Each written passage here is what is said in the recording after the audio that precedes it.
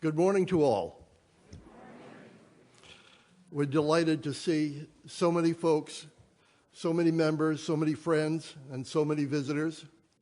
And we hope that following service, you will join the congregation in the fellowship room and on the patio for some one-on-one conversation.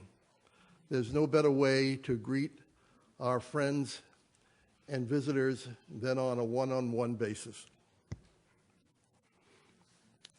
A few announcements which are not in your program.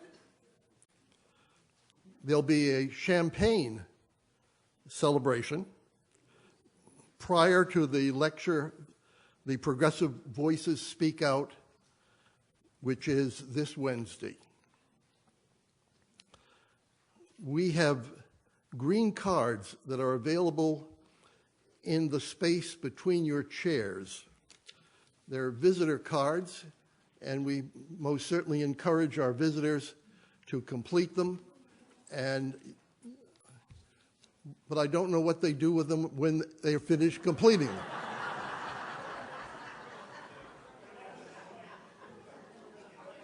In the plate. That's a good place.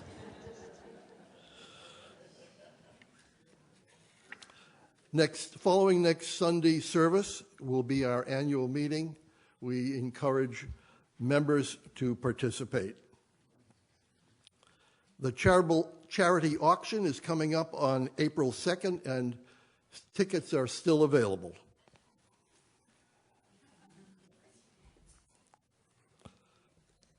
And most of our announcements you'll find on the blue sheets, and there's no need to repeat them. We are a welcoming congregation. No matter your race, no matter your creed, no matter your political affiliation, no matter your financial situation, and no matter whom you love, you are welcome here. And you are welcome even if you sing bass.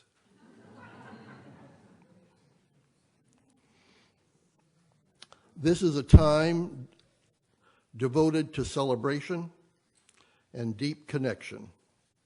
We hope you can find that connection with us by opening your hearts and by closing down your electronic devices.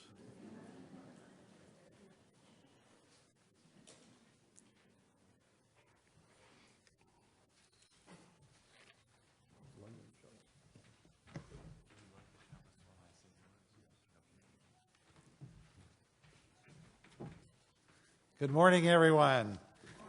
Oh, it's so good to be here on this beautiful morning in Naples, Florida. We have a little problem. We don't have a chalice. Oh, we don't have a chalice? Oh, there it is. Oh, there it is, yeah. Ed's going to light the chalice while I say some words. Right there, Ed. Welcome to the adventure of life and love. Every day and every moment is an adventure of growth and evolution and transformation. Sometimes this adventure brings us great joy and at other times deep sorrow. But hopefully we are always learning and healing and leaping with hope into the future. By being here today, you are celebrating this incredible, amazing, mysterious life we are living by growing your mind and heart and spirit. Let us light our chalice in the name of this adventure of life and love. And please join me in the response.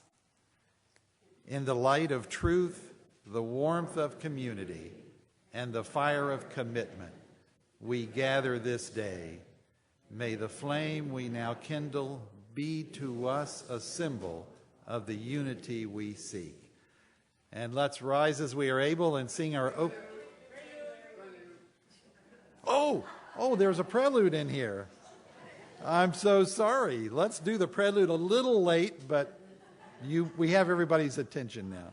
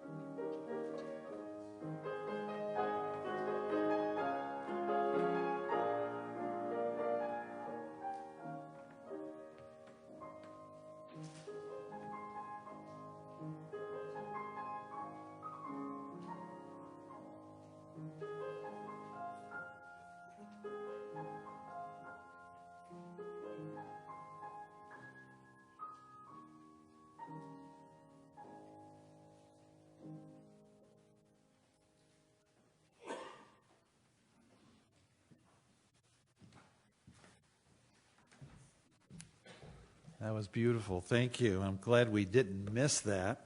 But it's good to change things around a little bit. It's good for the brain to do something unexpected. So now it's your turn. You've heard some beautiful music, and let's make some beautiful music ourselves. Let's rise as we are able and sing the hymn, Love Will Guide Us, number 131.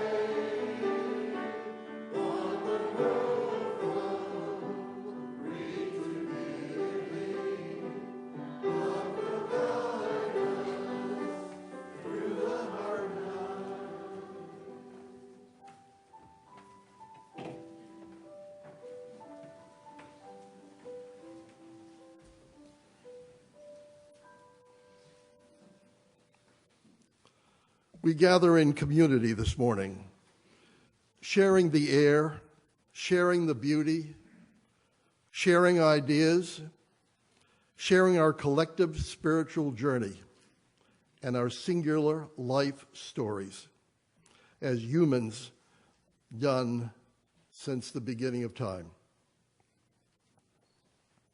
We rejoice together in times of triumph, and we offer comfort and support in times of sorrow. The sharing we do and the caring we express strengthen the bonds of our community.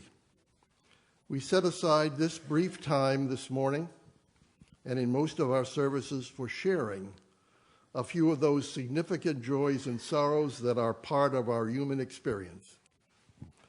Please be respectful of each other and the time.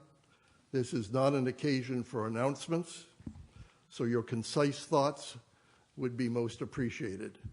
The ushers will bring around microphones. Please raise your hand if you'd like to speak.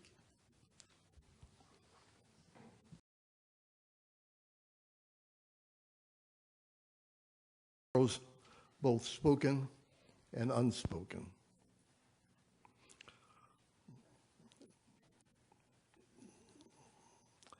Will you join us and stand if you are able for hymn 123.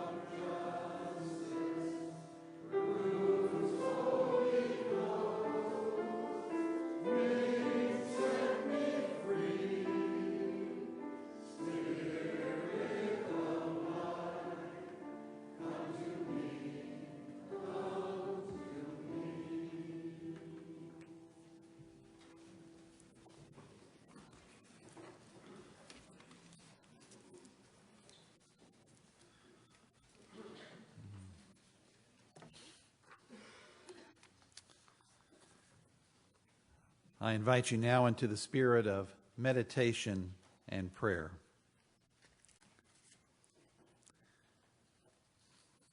We give thanks this day that our lives are woven together with love.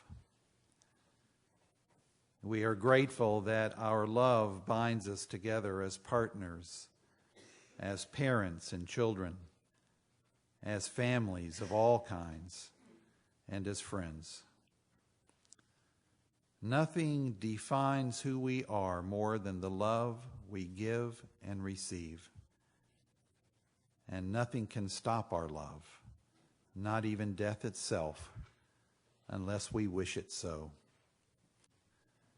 Those we have loved and lost still speak to us, still live in our souls, as long as we remember and embrace them. May love heal the sorrows in our lives and make the joys ever more blissful.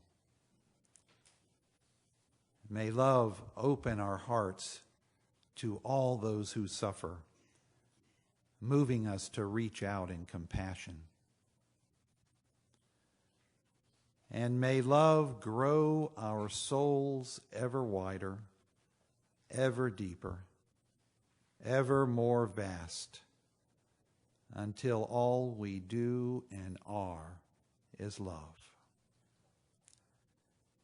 In the silence, let us feel love in our hearts and nurture it. Let us open our minds and hearts to the place of quiet, to the silent prayer for the healing of pain and the soft, gentle coming of love.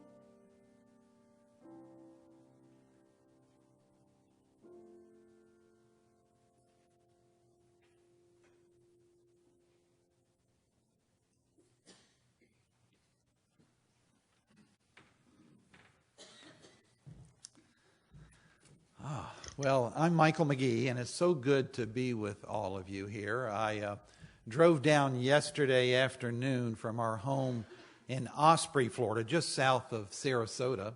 Nice drive down, and I led your 4:30 service, which was wonderful. I love that format, and it was a wonderful group of people.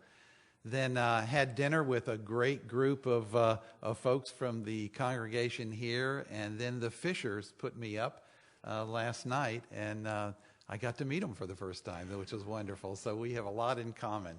I'm a retired UU minister, having served 40 years in the ministry and somehow surviving it. I don't know how I did that, but it was a wonderful ministry, but I love to finally retire. And I'm one of those rare creatures, actually my wife and I, who are from Florida. And you don't find many people in these parts who actually grew up. I grew up in Jacksonville, and my wife Terry grew up in St. Pete, and we met at Florida State University. And I'll tell you a little bit more about that story later on. But I'm one of those Florida natives. But then went into ministry and had a wonderful ministry in a number of places. My last church was in Arlington, Virginia, and that was then retired 3.5 years ago, having thought I'd never come back to Florida. You know, my wife and I grew up here, and we thought, oh, who wants to? There's just a lot of old people in Florida. Who wants to go there? Well, then we realized that we were old, so we retired and decided to go down to Sarasota, and we've had a wonderful, wonderful time. It's been great. We have 4 kids scattered around the country and 4 grandkids. Hallelujah. I love those grandkids up in Cleveland. So we get to see them. And we spend the summers at Chautauqua Institution, Chautauqua, New York. And I know we have a lot of UUs there, and some of you here are involved at Chautauqua. We really love it there. So, you know, I have been interested in this subject of love a long time. I think all of us have a fascination for it. It's such an important subject. But I've had some special interest in different ways. One is, as a minister, 40 years, I've done a lot of counseling with couples who have tried to find that loving relationship and trying to make that work for them. And some have succeeded and some haven't. So I've tried to help them through that process. I also have been married to my wife for 47 years now, and I've learned a lot through that process, and it hasn't all been easy, but it's been a real learning experience for me. My wife is also something of an expert on love, but she was a therapist for a number of years, and then she became an author, and she has now written over 70 novels. She started by writing romance novels. She wrote about 50 romance novels, and which deal a lot with romantic love. And then she broke out into mainstream novels and is still writing and doing really well under the pen name of Emily Richards. But she also wrote a series of mysteries that she did just for the fun of it about a UU minister's wife in a small town in Ohio who solved murder mysteries. Here's one of them right here. And she had so much fun doing that. And I want to give this to Ann Fisher for hosting me last night. And where is Ann? Oh, there you are over here hiding. But, Ann, you never know, Ann, when you're going to need this kind of expertise. So it's a good fallback position. Yeah, right. I learned to sleep with one eye open myself. My wife has ended up murdering. It's an interesting thing when you're married to a writer, because we sit down at dinner and, when I wasn't retired, talk about sermons in church, and then we'd talk about how to kill people, and there is a relationship there, but I won't go into that. But so anyway. But let me share this reading with you, which I love. It's called The Lonely Weds Know by Leah Furness.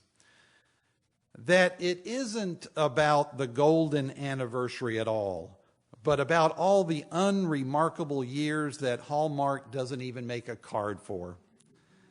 It's about the second anniversary when they were surprised to find they cared for each other more than last year. And the fourth, when both kids had chicken pox and she threw her shoe at him for no real reason. And the sixth, when he accidentally got drunk on the way home from work because being a husband and father was so damn hard. It's about the 11th and 12th and 13 years when they discovered they could survive crisis. And the 22nd anniversary when they looked at each other across the empty nest and found it was good. It's about the 37th year when she finally decided she could never change him. Yeah. Oh, you've been there, haven't you? And the 38th when he decided a little change wasn't that bad. It's about the 46th anniversary when they both bought cards and forgot to give them to each other. And most of all, it's about the end of the 49th year when they discovered you don't have to be old to have a 50th anniversary. Isn't that wonderful? Now, I want to see how many of you here have had a 50th anniversary. Oh, look at this. Oh, man. Well, congratulations to all of you.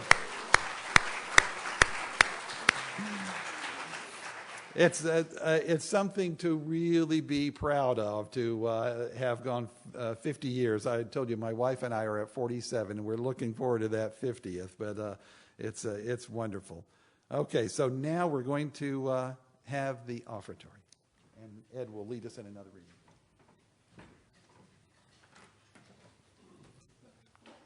reading. Being one of those 50-year-old anniversary guys, I'm smart enough not to make an editorial comment.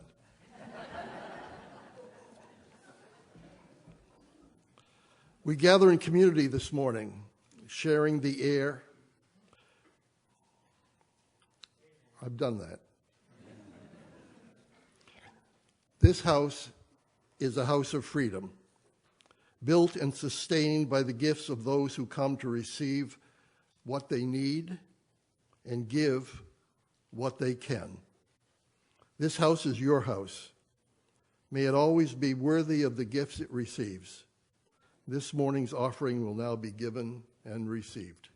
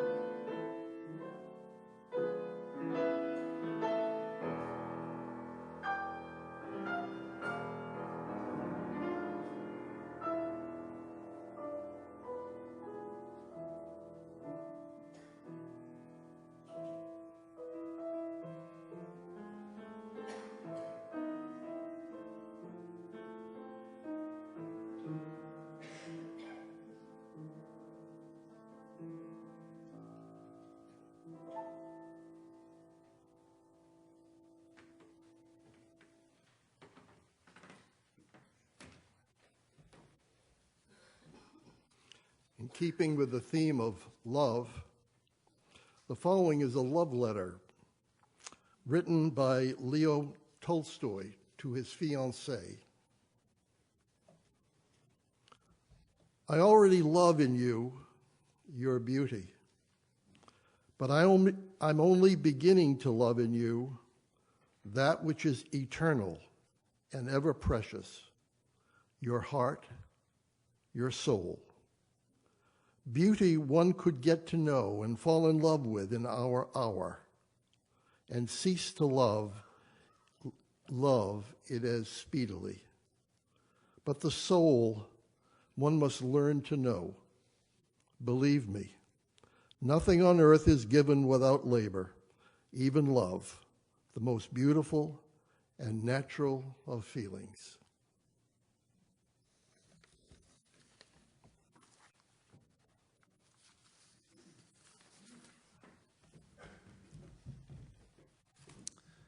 Thank you, Ed.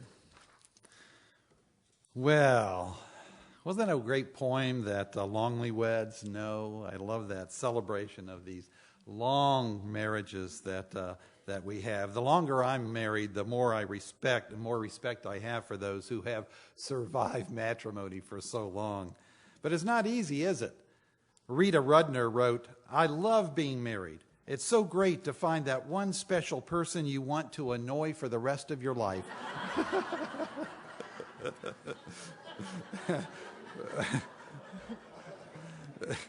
And we do, don't we? Well, someone else said, me and my wife lived happily for 20 years. Then we met.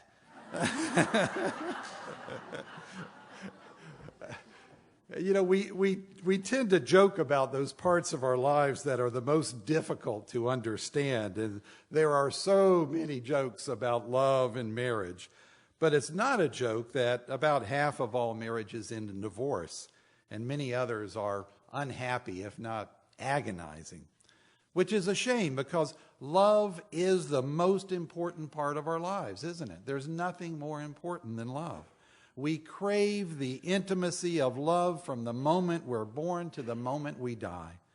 To be truly loved and to love one another is the greatest joy we can experience. And yet to make love stay is one of the most challenging and neglected of human endeavors. Now, I mentioned that I've been married to Terry for 47 years, and I'm quite proud and overjoyed of that, if not somewhat surprised. I really doubted that I had it in me when we were young kids who in 1969 said, "I do."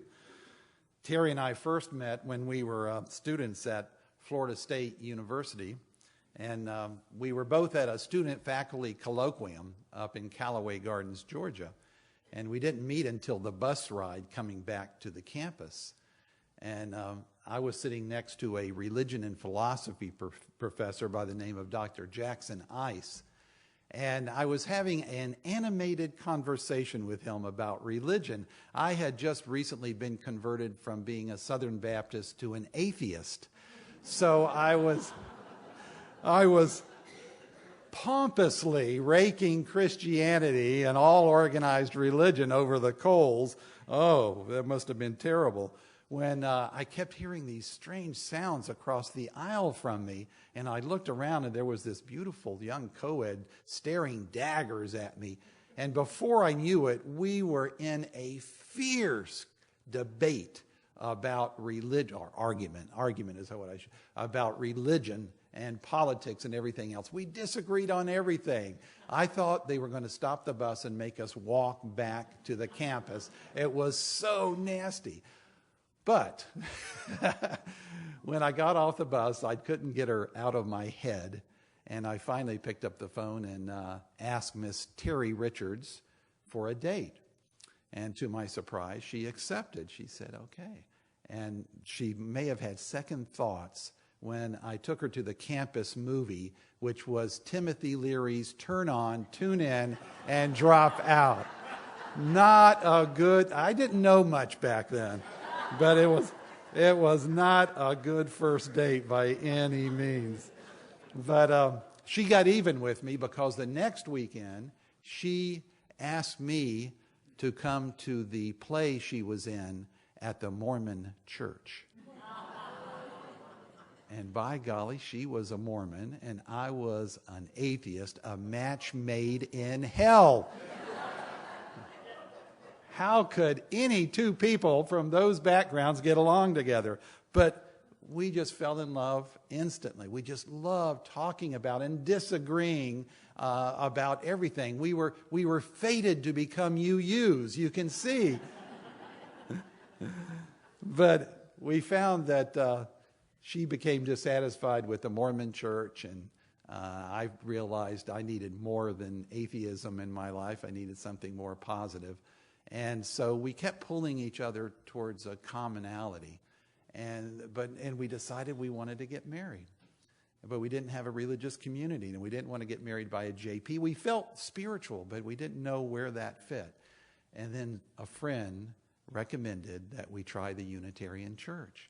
And I'd never even heard of the Unitarian Church, but we gave it a try and just fell in love with that church in Tallahassee instantly. The people were all so welcoming, so caring, so receptive. And that became our church, and we were married in that church. And the rest, as they say, is history. And we feel so fortunate that we found Unitarian Universalism, because it has meant so much to us as individuals, as a couple, and to our family. Raising 4 kids and UU congregations has been such a blessing for us. So, but when Terry and I look back at that time, and we talk about it frequently, we realized we knew next to nothing about relationships and marriage. And I imagine many of you were in the same boat when you were married. But somehow over the years, we grew our relationship into what it is today, a healthy, joyful sharing of our lives, though we still argue with each other from time to time about different things. So how did we do it? I think a lot of it was just pure luck.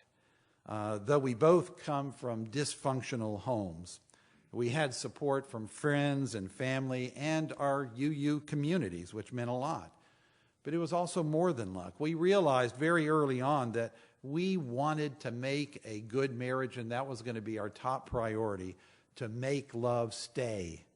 We knew we would have to work our butts off, and that's what we've done.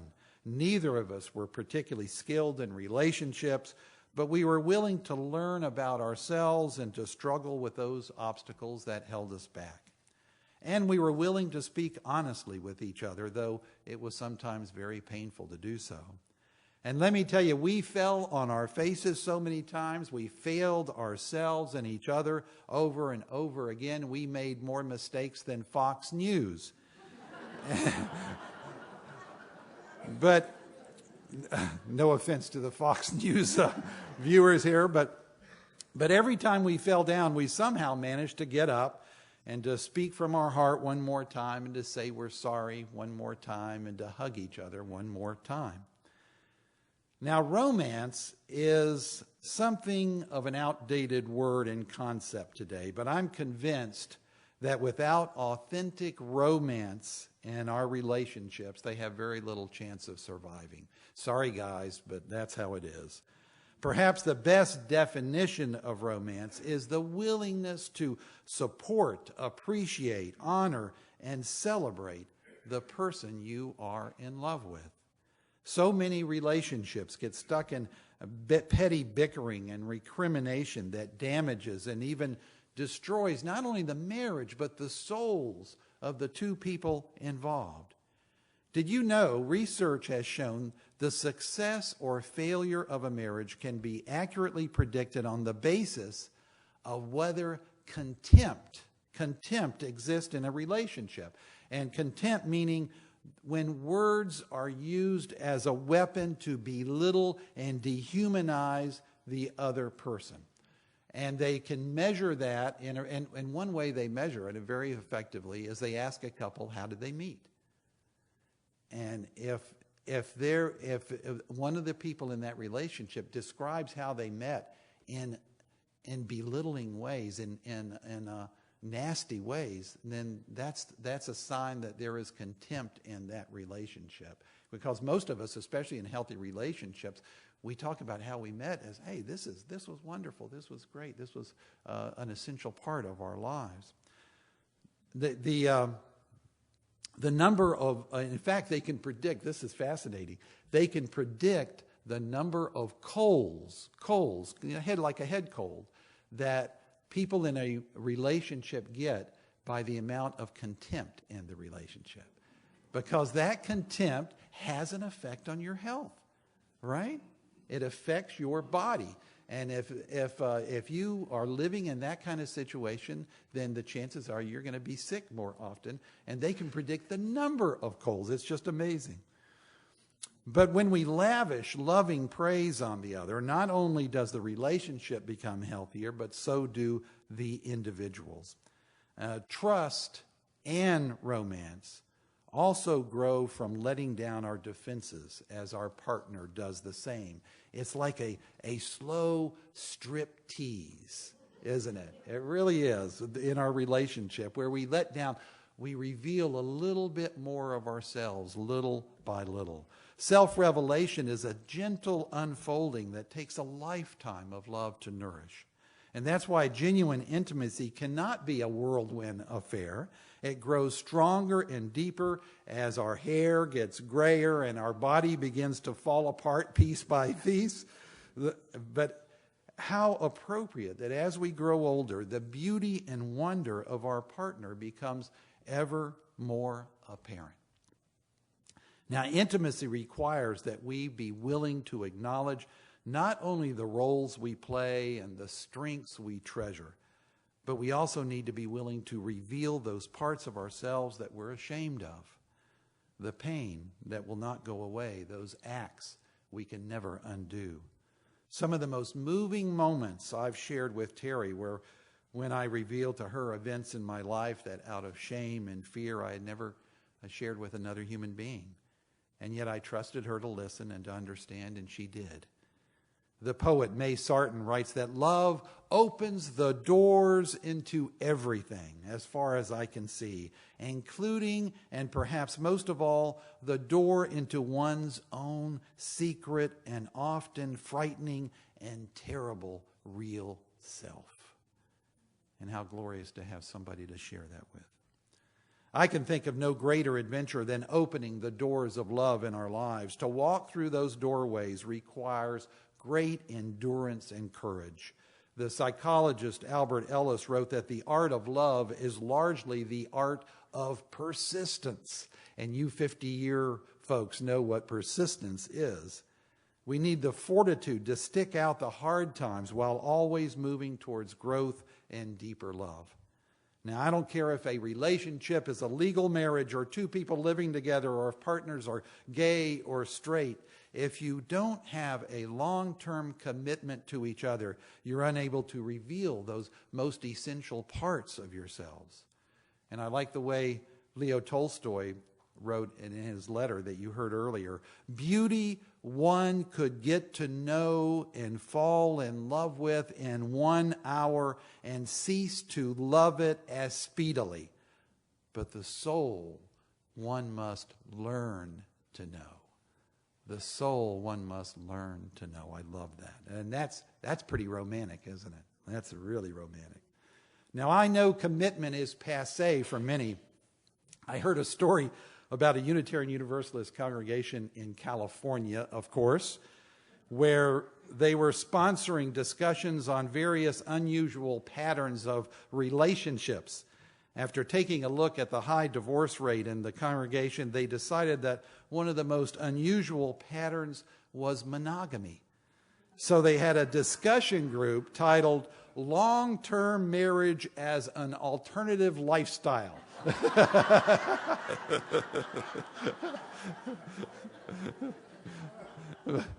But not in Naples, right? Not in Naples. Now, commitment doesn't necessarily mean till death do you part, no matter what. Sometimes the most courageous act is to leave a relationship that is hopelessly destructive. I know many of you have gone through this heartbreak, or perhaps you're going through it right now, and the pain can be almost unbearable. Certainly there are times when we must end a relationship, not because it's imperfect, but because it threatens our soul. In the words of Alice Walker, no person is your friend who demands your silence or denies your right to grow. Commitment means that we will only abandon each other as a last resort for salvaging our soul. We make a commitment to put up with all the small stuff, the fights and disagreements, unexpected pregnancies, bad jobs, in-laws, sick kids, snoring, so that we can enjoy the big stuff, the close companionship, the shared experiences, the mutual memories and joy. Searching for the beloved in our marriage is the most difficult work I've ever done, and that's even more difficult than being a UU minister, which is really saying something. It means that no matter what I do, I must always be conscious of the relationship. At the drop of a hat, I must be willing to listen, to argue, to hug, to sacrifice my own desires and needs for the relationship itself. Now, love is not all you need, even if the Beatles said so. You have to know how to live together, how to communicate, how to compromise, how to forgive. You have to know how to struggle as well as to snuggle. To make love stay, we must also be able to deal creatively with imperfections, which are countless. In the words of Harlan Miller, often the difference, and this is a good one, often the difference between a successful marriage and a mediocre one consists of leaving about 3 or 4 things a day unsaid. Does that work? Unsaid. But if you do say, which a lot of us guys tend to do, what should not be said, you should know that research shows you need to say at least 5 positive statements for each negative one for a good relationship. And I think it's more than 5. I think research is showing that that's more like 7 or 8 now. But anyway, that should keep us pretty busy. There is no perfect relationship, as there is no perfect person. If that's what you're seeking, then you're bound to be gravely disappointed. Our task is to be able to use those imperfections to help the relationship grow. Instead of using each other's shortcomings as reasons to judge and condemn, we need to forgive ourselves and each other for the myriad mistakes, missteps, and general messiness of life. To discover our beloved also requires that we enlarge our circle of love. And now I can't tell you how many people I've known who went off to save the world and yet did not even practice the basic art of intimacy and decency in their own personal relationships. It's so easy to love humanity and yet so challenging to love and respect the people with whom we live with every day. I suggest that we begin saving the world by saving our relationships and savoring our families. If we can do that, if we can keep the wonder of love alive in our personal lives, then I predict that the world will have a much better chance of surviving. As Eric Fromm wrote, if I truly love one person, I love all persons. I love the world. I love life. If I can say to somebody, I love you, I must be able to say, I love in you everybody. I love through you the world. I love in you also myself. Now, in our UU congregations, we look for the beloved in each other as well as in all human beings. This is a place where we not only learn the art of love, but we also enlarge our circle of love and use it as a powerful force to bring peace and justice to our planet. So let us spend a lifetime learning the radical art of intimacy and doing the hard but joyous work of making love stay. Let us strip away our mask and pretenses, committing ourselves to working through the problems of living with those we love. And let us save the world by first savoring the love in our lives. Do I hear an amen? Amen.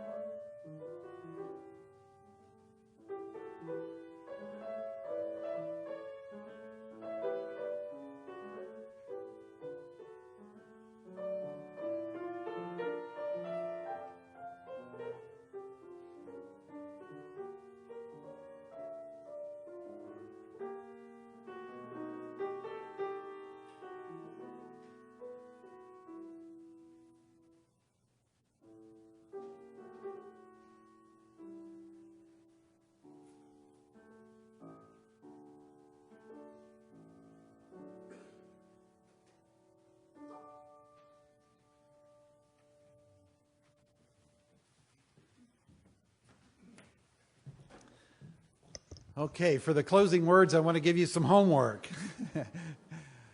The three most powerful words in the human language are, I love you, right?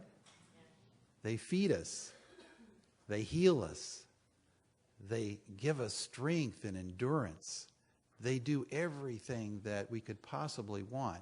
I love you are such powerful words, and yet we are so reluctant to use those words. We think to ourselves, oh, they know that. Or I said that last month. I don't need to say it again. But I want to challenge you to say I love you to your partner, your spouse, your children, your grandchildren, your friends. Oh, your friends are going to be so surprised. You just look at their face when you say that. And you do love them, but you never say that to friends, do you? You don't want to be weird. But say it to your friends. Let them know, I love you. And just watch their expressions. And they're going to love it. At least 5 times a day for the next week. Tony, check on them. 5 times a day for the next week. Tell people you love them. It is just the most healing and powerful thing you can possibly do. So that's your homework. And now let us sing together the Fire of Commitment.